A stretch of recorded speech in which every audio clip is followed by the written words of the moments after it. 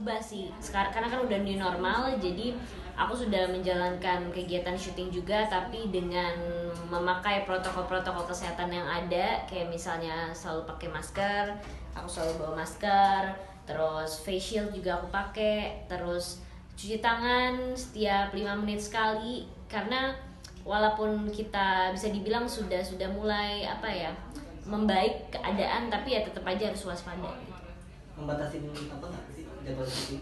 Membatasi jadwal syuting pasti nggak terlalu padat banget kayak dulu, karena kan mungkin aku masih waspada banget sama virus COVID-19 ini, jadi ya tetap ngambil tapi ya ada batasannya juga gitu.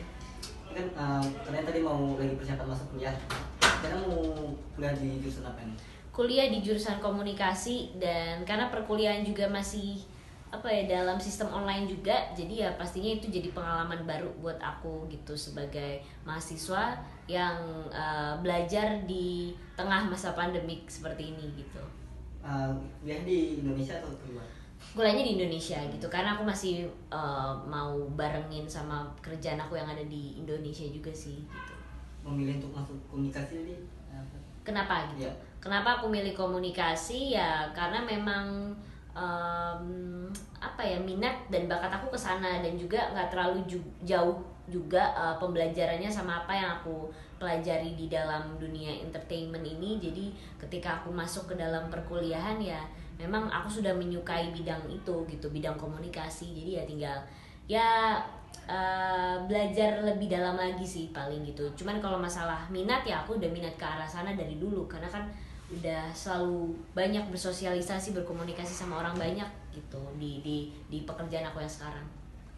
Ini kan banyak berita-berita nih Apa tuh? tentang kisah sama Kak Didi. Waduh. Dan cerita kan hubungan sebenarnya kena apa tuh?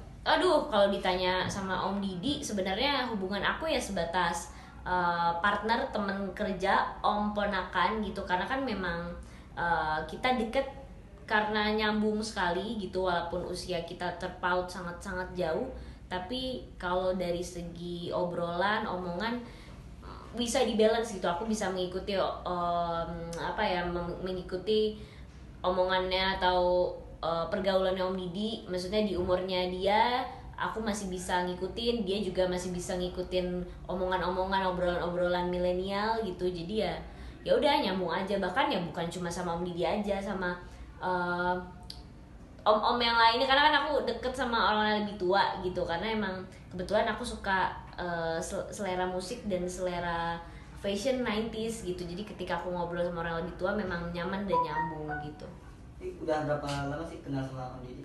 Udah berapa lama kenal sama Om Didi? Udah baru setahun gitu, baru setahun. Waktu itu aku ada project sama bandnya Om Didi, Elemen Reunion, bikin single bareng, jadi deket sampai sekarang, dan sama personel-personel lainnya juga dekat gitu. Ada rencana untuk proyek besar bareng lagi? Banyak gitu, planning kedepannya masih apa ya, alhamdulillah.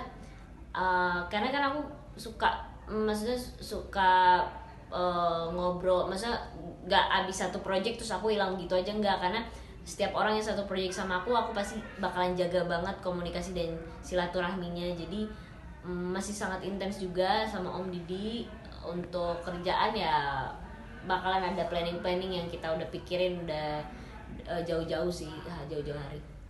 Nanti gosip-gosip berita tentang adanya perasaan. Waduh, enggak banget, enggak.